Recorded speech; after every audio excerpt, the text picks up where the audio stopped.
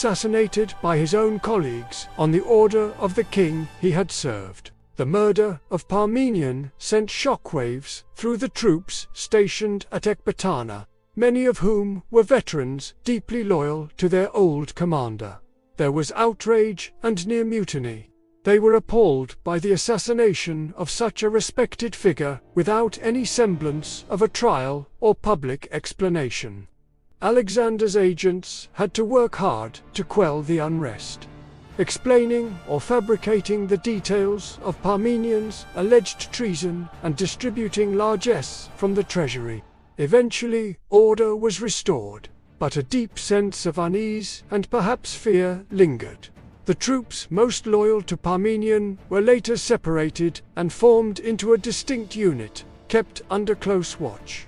The execution of Parmenion is one of the most controversial and criticized acts of Alexander's reign. While some historians argue that Alexander, faced with a credible, in his view, threat to his security and the stability of his campaign, acted out of harsh necessity, others see it as a paranoid overreaction, a grave injustice, and a moral stain on his character. Parmenion's guilt was never proven in any fair process. He was condemned solely on the basis of his son's coerced confession and Alexander's fear of his potential reaction. This event marked a significant turning point. It demonstrated Alexander's increasing willingness to use ruthless, even tyrannical, methods to eliminate perceived threats, regardless of past loyalty or service.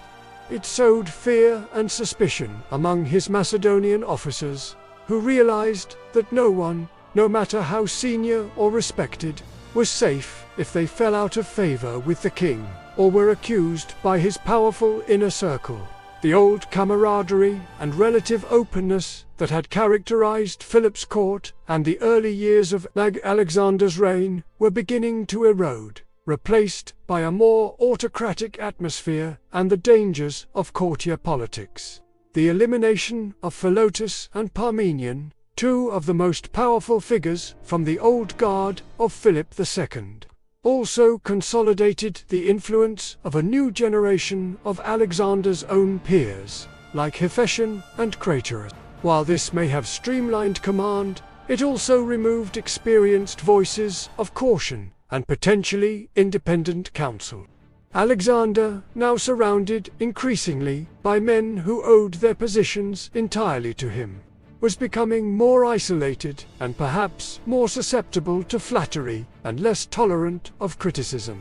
The loyal general had fallen, and with him, a certain innocence or idealism of the early campaign seemed to be lost as well.